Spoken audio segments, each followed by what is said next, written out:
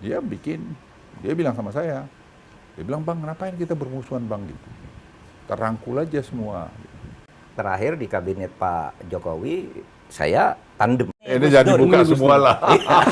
Gus Dur itu sama Pak Mahfud kan sayang banget. Kenapa bisa ketemu kimiawinya, Pak? Di titik mana itu bisa ketemu? Beda tetapi jadi kompak. Karena kami punya idealisme yang sama tentang Indonesia itu. Idealisme yang sama tentang Yang Indonesia. dibangun oleh Gus Dur. Apa sih, emang lu aja yang benar? Coba kamu juga salah, gimana? Kan bisa jadi itunya. Jadi dulu lu berkuasa betul. Apakah dengan Pak Jokowi sudah dibicarakan waktu itu? Tapi biasanya kalau sudah lewat Pak Luhut kan A1 itu. Pak Luhut bilang, ini Menko Polhukam sudah bilang gitu. Laksanakan. Selesai. Telo.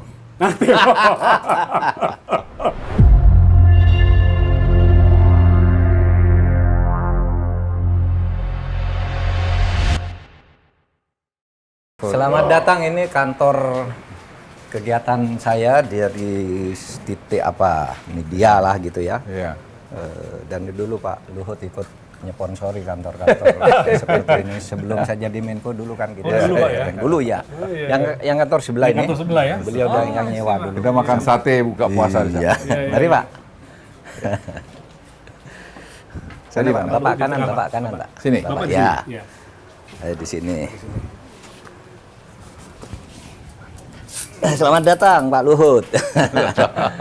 Kabarnya gimana Pak Ibu? Baik, baru tadi ya. Ya. Ya alhamdulillah, ini kita baru sempat ketemu lagi, tapi sebenarnya tidak lama, saya 3 hari lalu ketemu sama Pak Luhut. Nah para pemirsa, malam ini saya kedatangan sahabat lama. Sahabat saya sejak zaman kabinet Persatuan Indonesia, zaman Gus Dur. Dan kami selama kurang lebih 24 tahun persahabatan tidak pernah putus. Sering sama dalam pandangan politik, sering berbeda juga. Tapi kami terus berhubungan. Tidak pernah retak karena soal perbedaan politik. Mungkin situasi tertentu kita hanya tidak bertemu secara publik, sesudah itu bertemu lagi. Nah, ini bagaimana ceritanya nanti kita ngobrol dengan Pak Luhut. Sebuah atau seorang yang sangat menarik ya, sebagai tokoh Indonesia yang saya kenal, yang sampai sekarang menjadi salah satu teman berdiskusi saya, teman terbaik saya, yang saya anggap tulus ya. Kalau dulu Pak Luhut nih, dia kan orang Kristen nih. Kalau Lebaran tuh ngirim uang ke saya. Uang Lebaran, bukan bunga yang dikirim, bukan kartu Lebaran, uang. Ini kalau nggak ada program ini kita nggak tahu cerita itu. Cerita itu. Ini luar biasa. Kalau Natalan, saya makan ke rumah Pak Luhut, saya kan nggak bisa kirim uang, yang bisa kirim uang. Tapi kalau Natalan saya datang ke sana rame-rame makan, berdoa gitu. Nah itu sahabat. Nah itu, silakan Mas Rizal. Ya Pak, baik. Ya, ini adalah program terbaru dari kanal YouTube Mahfud MD yang di bawah bendera Terus Terang Media. Lalu malam ini adalah episode pertama, kita punya program baru itu namanya Ruang Sahabat Mahfud. Nama programnya Ruang Sahabat Mahfud. Kenapa? Karena ini adalah program spesial bagi sahabat-sahabat Pak Mahfud, kolega Pak Mahfud, teman-teman Pak Mahfud, bestinya Pak Mahfud, apapun lah ya. Tapi orang yang dekat dengan Pak Mahfud dan akan berbicara santai, humanis, personal gitu ya. Nggak serius-serius amat. Kalaupun ada yang serius, boleh silakan Pak Luhut nanti kalau ada yang mau serius. Kita bicara santai, tapi lalu berbagi cerita dan berbagi inspirasi buat kita semua, buat Anda semua. Nah, yang paling istimewa malam ini adalah episode perdananya, dan kita kehadiran the real bestie of Mahfud MD adalah Luhut Binsar Panjaitan. Terima kasih Pak Luhut. Thanks for coming, Pak. Silakan Pak Mahfud, your show Pak, silakan Pak. Apa yang bisa diceritakan dengan Pak Luhut? Iya, banyak hal ya. 25 tahun atau 24 tahun sampai 25 ya, sejak tahun 2000 ya kita 2000 bertemu. ya. Iya, dia 25 tahun. Sejak Gus Dur jadi presiden. Iya, artinya gini. Kami ini orang yang setia pada Gus Dur, dipertemukan oleh Gus Dur di kabinet. Jadi Gus Dur jadi presiden, tiba-tiba ngangkat saya sebagai Menhan. Masyarakat kaget, termasuk Amin Rais juga, apa tuh? Gus Dur tuh ngapain ngangkat Mahfud? Dia mengerti apa tuh soal pertahanan katanya. Kalau hukum oke-oke lah, tapi pertahanan apa tuh Mahfud gitu. Nah, menariknya Mas, ketika saya diserang begitu, saya mau mundur sebelum dilantik. Rapat di rumah saya nggak enak nih, saya memang nggak mampu kok di Menteri Pertahanan gimana. Nah, Sempat ada mau mundur ya? mau mundur. Ketika sedang rapat mundur itu, tiba-tiba Gus Dur nelpon. Nah, itu yang kalau orang pesantren menganggap Gus Dur itu wali. Karena begini, Pak Mahfud, ngapain kamu mau mundur? Nggak usah mundur, saya yang bertanggung jawab. Sudah saya pikirkan kamu Menteri Pertahanan gitu. Oh ya? Besok kamu harus ke Jakarta, saya lantik. Itulah kemudian saya bertemu Pak Luhut di kabinet. Nah, mungkin Pak Luhut punya cerita lain Nah, nanti ya. soal pengalaman. Tentang Saya cerita tentang Menteri Pertahanan tadi, Pak Luhut gimana bisa menceritakan? Tiba-tiba ada Pak Mahfud namanya, yang bapak orang militer gitu, tiba-tiba ini ada Mahfud Menteri Pertahanan, itu gimana ceritanya? Ya satu ketika dalam konteks ini juga sebenarnya Gus Dur tuh bilang sama saya, Pak Luhut nanti besok atau kapan saya segera mau lantik Menteri Pertahanan. Gus Dur bilang ke bapak. Nah, Menteri Pertahanan. Siapa Pak Gus? Ntar tahu dengar sendiri, orang hebat dari Jogja gitu. Oh. Saya bilang, oh Menteri Pertahanan gitu. Iya, biar sipil gitu. Ya udah, selesai terus tiba-tiba diumumin lah Pak Mahfud. Saya bilang, saya kenalan dong Gus gitu, saya bilang gitu. Ntar Pak Luhut lihat dah. Oh. Ya udah dilantik lah Pak Mahfud. Mahfud. Pak Mahfud entah kenapa kita kok jadi terus juga ya cocok ngomong gitu. Oke. Terus saya bilang, Pak Luhut ini saya Menteri Pertahanan gimana? Gak usah khawatir Pak Mahfud, saya bilang tentara itu kalau pemimpinnya sudah dipilih pasti loyal. Jadi kalau gimana baru cerita lagi itu. Jadi sebelum Gus Dur jadi presiden, oh ya, Pak Luhut itu kan duta besar. Duta besar di Singapura. Ya, ya. Nah, Betul. Pak Gus Dur berkunjung ke sana, lalu katanya Gus Dur nanti. Nah, gimana Pak? dikonfirmasi. Gimana ceritanya? Ya, Gimana cerita ceritanya? gini. Jadi Luhut, sebelum jadi presiden Gus kok Dur. ada di sini? Saya duta besar katanya. Terus kata Gus Dur, udah besok saya mau jadi presiden. Kamu saya jadi angkat jadi menteri itu. Padahal waktu itu Gus Dur belum disebut, belum muncul. Luar Gitu biasa. kan Pak Luhut. Itu, Gimana? gimana ya ceritanya? sebenarnya itu bulan puasa. Pengen dengar dari bapak. Bulan puasa. Jadi beliau kunjungan Pak ke sana. Belum bulan puasa. Saya diatur buka puasa sama beliau Iya. di Jatinegara ini. Terus ya buka puasa lah, kan beliau kiai besar. Saya dikenalkan oleh Pak Beni Murdani waktu itu. Oh, Pak Benny Murdani. Nah, ya jauh sebelum itulah, berapa tahun Iya, Pak. sebelumnya. Terus kita lagi belum buka puasa, dia bilang, Pak Luhut nggak usah pergilah jadi duta besar. Dia bahasa Inggris, Pak Luhut tuh overqualified jadi dubes. Tetap di sini aja. Nanti sebentar lagi saya jadi presiden. Iya. Terus saya bilang, masa Gus, Pak Luhut puasa saya belum batal loh ya. Saya langsung mengkerut aja, saya bilang, wah ini kiai besar. Bilang gini gue tersinggung nih ya. Ya enggak, bukan gitu Gus, maksud saya. Enggak, Pak Luhut. Ya saya akan jadi presiden. Ya saya kan sopan santun, oh iya Gus. Wah syukurlah. Meskipun Pak kalau Luhut gitu. dalam arti ini Nggak masuk akal. nggak gitu. masuk akal. Ya saya kan rasional aja. Iya, iya, Gimana iya. anunya bisa Iya, jadi iya, masuk iya. jadi presiden gitu. Ya sudah, saya akhirnya pergi juga ke Singapura, kan diperintah dilantik oleh Pak Habibie. Saya berangkat Singapura. Nah saya berangkat Singapura, lantas ada tugas pokok saya harus membawa teman-teman konglomerat yang pergi ke Singapura balik ke Indonesia. Nah, terus saya dengar yang paling menghormati mereka Gus Dur. Nah, Oke. saya teleponlah Alwi Shihab. Saya bilang, Pak Alwi, Alwi. bisa nggak nih, bisa bawa Gus Dur nggak? Nanti saya bikin data diskusi di sini untuk beliau kasih address apa gitu loh. Bisa Pak Luhut. Tapi kita nggak ada ongkos gitu loh. Saya bilang, wah, lah yuk nanti saya cariin lah ongkosnya dari mana gitu. Ya udah cari dapat ongkos lah. Datanglah ke Singapura, bicaralah di situ. Waktu itu beliau ketua PBNU ya Pak ya? Masih ketua Masih PBNU ya, betul ya Pak? Betul ya.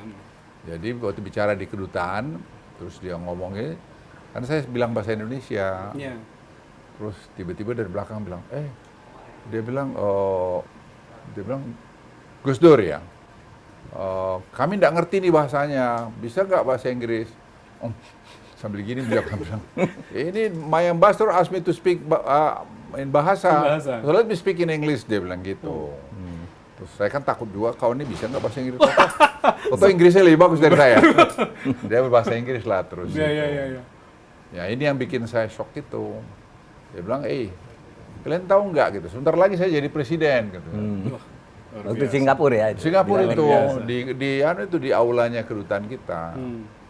Aduh, saya udah pikir ini, mau saya udah duta besar kan, Iya, Pak. mau sembunyi di mana saya? Saya menjadi duta besar. Jadi ini duta besar ini dia overqualified, jadi saya akan panggil pulang ke Indonesia jadi menteri gitu. Aduh, Kata saya Gus Dur bilang, nih, Pak. Iya, jadi saya udah, waduh gimana ini gitu. Ya sudah, itulah cerita. Jadi terus satu ketika bulan Oktober saya kira itu ya, yang sidang umum. Iya, iya. Oktober 2019 ya. 2000. 2009. 2000 ya? 2000. Agustus Pak kalau sidang. Oh, yang pemilihannya ya, Ya, bulan Oktober. Oktober. Ya, pemilihan. Oktober. Kemudian saya lari, saya kan hobi lari, jadi lari saya 10 kilo waktu itu. Jadi hari itu sampai di pemilihan presiden, udah hitung, udah bicara Allahu Akbar menang Gus Dur kan. Nah, betul. Terus ini kok bisa menang Gus Dur ini? Jadi presiden. Teringat Wah, waktu itu Pak. ketika saya beliau terus ngomong. ingat itu. Iya. Terus saya panggil istri saya, Mama, lihat mah, Gus Dur jadi presiden gitu. Kita sama-sama nggak percaya. Ya udahlah jadi presiden. Saya pikir ini nggak tahu apa dia ingat janjinya, nggak ingat lah gitu. Ya sudah. Terus saya telepon lah Alwi Shihab. Ya, Saya Pak bilang Alwi. sama Alwi Shihab, saya tulis di buku saya itu, Alwi, Gus Dur bawa itu pergi ke Pak Habibie untuk pamit baik-baik lah Ya. gimana gitu. Ini on the way ke sana Pak Luhut gitu, bisa bicara Gus Dur nih. Terus Pak Gus Dur bicara di sana. Saya ingat tuh dia, ya Pak Luhut saya jadi presiden kan.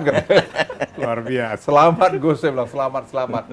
Aduh saya tuh nggak kebayang ini beneran nggak ini gitu loh, jadi presiden. Ya udah, Iya, jadilah iya. dia presiden. Ya berapa waktu kemudian ya saya dipanggil dia jadi Menteri Perindustrian Perdagangan. Saya dengar Bapak menolak dulu untuk Saya nolak 3 kali, ada Alwi di situ, Pak Alwi bilang, Pak Luhut lupain aja jadi tentara, karena dia janji, dia bilang saya jadi Kasat, setelah Kasat Panglima TNI, beresin tuh TNI supaya lebih bagus gitu. Ya. Saya bilang, aduh Gus, dalam hati saya kan udah kesal nggak jadi orang lain dilantik, saya nggak dilantik. Iya, iya. Tapi sekarang jadi memperindak, yang saya nggak tahu binatang apa ini yang perindak ini gitu. Saya bilang, Gus, kalau boleh saya nggak ngerti, jangan panggil saya, Pak Presiden, saya bilang, jangan panggil saya Presiden, panggil Gus Dur aja gitu. Aduh, mohon maaf Pak Presiden, gitu, Pak. Saya nggak ngerti tuh perindak itu apa gitu. Enggak, Pak Luhut bisa. Udah Pak Luhut nanti saya lantik minggu depan ya tuh gitu. Oh. Saya bilang, apalagi ini barang mau memperindak, namanya saya belum tahu perindustrian perdagangan itu, baru belakangan saya Memperindak tahu. gitu ya. Karena sebelumnya mungkin dipisah Pak ya, Menteri Perindustrian Iya, dan Menteri jadi Perdagangan satu. ya. Jadi satu sekarang. Ya udah, saya akhirnya dilantik. Sampai ada pertanyaan waktu saya datang ke kantor memperindak itu, tanya sama dirjen-dirjennya, Pak Menteri, visinya apa di sini katanya? Apa itu visinya? Bilang, nggak tahu saya bilang. Nanti kalian susunin aja. Bapak visinya. jawab gitu aja. Ya, nanti kalian susun visinya gimana, saya pelajarin. Ya udah itulah visinya, saya bilang. Luar gitu. biasa. Karena saya nggak ngerti memang. Iya, iya, iya. Tapi saya waktu ya saya belajar Ya, cepat ya. lah. Gitu. Orang militer memimpin sipil. Ya. Saya orang sipil Memimpin memimpin militer. militer. Pengalaman unik, Ah. ringan tapi. Ah. Gini, ketika saya jadi Menhan itu kan yang pimpinnya jenderal-jenderal kan, termasuk Panglima TNI, Kasat, Kasau gitu. Ya. Dan pejabat eselon 1 saja bintang 3, bintang 2 kan. Iya, bintang tiga. Iya, eselon 1 Pak ya. Nah, ketika saya mengganti, karena pergantian pimpinan itu kan cari orang yang cocok berdasar saran presiden. Saya mengganti sekjen, dirjen, semua lah. Saya masukkan pejabat sipil ke sana. Itu gampang sekali. Ketika saya manggil sekjen, itu Pak, saya mau ganti ini gitu. Mereka tidak membantah. Siap Bapak, apakah saya salah? Tidak ada salah, ini pergantian. Siap, laksanakan tugas. Terima kasih. Ini dirjen, Selesai. sekjen, Pak. Sekjennya Pak Sekjen, Sugiono. oh. Dirjen yang saya ganti sepanggil begitu juga. Siap Bapak, laksanakan tugas. Gitu. Nah, baliknya ini, Menperindak mengganti 4 orang dirjennya. Sipil yang dipimpin, Sipil yang dipimpin. militer mimpin sipil, mengganti 4 dirjennya. Digugat ke PT UN. Kalah pula saya lagi. Kalah pula. Kalah Pak. Kalah Pak. Kalah di pengadilan. Jadi semua yang dilantik sipil itu semua memperkarakan Pak. Ya itulah ya karena menurut saya Luar ya biasa. memang dari dulu masalah hukum ini Iya, iya, iya. ya Pak Mahfud lah teman yang sudah memang jadi isu yang harus dibereskan sampai hari ini juga menurut saya. Ya. Masalah Tapi sebelum hukum masuk ke sana Pak, ini kita bisa bicara agak panjang Pak. Ini pakai ada permainan dulu nih Pak Luhut, Pak Mahfud nih. Ada 4 kartu ya, yang nanti Pak Luhut dan Pak Mahfud pilih. Dari situ kita akan mulai kita bicara tentang apa. Monggo Pak Luhut dulu Pak. Saya dulu. Silakan ya. Ya, ini. Coba apa Pak? Oh, Gus Dur. Kita bicara tentang kalau gitu Pak, saya lanjut ke Gus Dur. Apa yang menurut Pak Luhut istimewa dari Gus Dur sehingga ketika Pak Luhut maupun Pak Mahfud, ini juga buat Pak Mahfud nanti, menjabat itu sungguh-sungguh menjadi pejabat yang bertanggung jawab, ikhlas, sampai kepada era Gus Dur turun pun Anda berdua masih menemani. Monggo Pak. Ya, saya kan memperindak tuh. Setelah Iya. memperindak, itu ada conference di Korea Selatan. Korea Selatan. Kalau nggak keliru APEC atau G20 atau apa ya, bukan G20 kali ya, konferensi internasional. Jadi saya sebagai memperindak harus memberikan masukan kepada presiden. Lah, saya bilang sama staf saya, bikin masukan jangan banyak-banyak, kan presiden nggak bisa baca, saya bilang. Jadi kasih yang gampang diingat gitu. Tapi saya yang paling takut namanya. Kan address presiden Park Chung apa gitu kan, nanti Iya. salah pula, Salah sebut Pak ya. salah sebut kan gitu. Acara kenegaraan lagi. Nah, tapi Iya. saya baru tahu betul Gus Dur itu memang sangat tajam ingatannya. Saya brief lah beliau 3 item yang saya 1, 2, 3, tidak mau banyak-banyak, 3 cukup lah. Saya pikir ada asal disampaikan gitu. Ya, terus beliau, ya Gus, jadi nanti yang pertama nanti Gus ya gini saya. Iya. Terus sampai mau jalan saya masih ingatin lagi sambil gitu-gitu beliau kan. Terus nama presidennya ini Park apa gitu. Pidato lah dia, aku di bawah udah 4 aja, ini gimana salah namanya. Dia nama address presidennya tuh pas. Oh. Terus semua itu dia baca sejarah lagi mengenai soal ekonomi waktu itu. Terus setelah selesai saya tanya, Gus, kok tadi hafal nama presidennya? Pak Luhut, kalau itu gampang. Kalau sini pasti ada Park. Kalau mau nggak Park Chung Hee atau Park apa. Lee gitu ya. Jadi Park saya atau ingat Lee gitu. satu aja Pak atau Lee. Itu aja. Jadi sebelum presiden, aku aja nggak terpikir ke sana. Jadi kalau Iya, iya, saya iya. beliau itu ya sangat cerdas Cerdas, dan Pak, ya. ingatnya dengan sudah banyak gitu gangguan dan Iya. menurut saya orang yang sangat humanis ya, sangat baik ya. Ya itu kesan saya.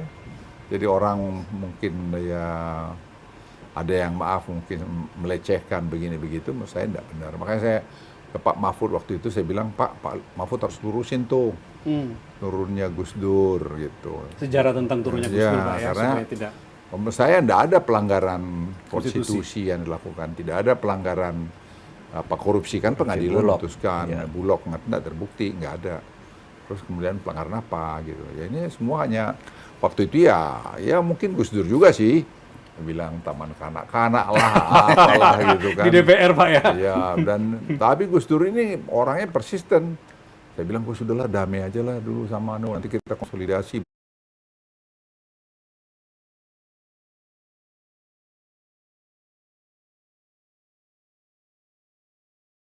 Baru kita lawan lagi. Enggak, saya lawan, saya benar kok gitu. Jadi, Iya betul. Pak Mahfud ada cerita soal itu Pak, gimana? Iya sama. Jadi ketika sudah mau diturunkan itu kan lalu saya, Pak Alwi sama Khofifah diutus oleh Gus Dur ketemu Hamzah Has sebagai ketua umum P3. P3. Lalu bertemulah kami bersama Pak Taufik Kemas, Hamzah Has, Akbar Tanjung didampingi oleh sekjen masing-masing. Oke. Kita Pak, ini Gus Dur kan tidak ada salahnya, kenapa mau diberhentikan?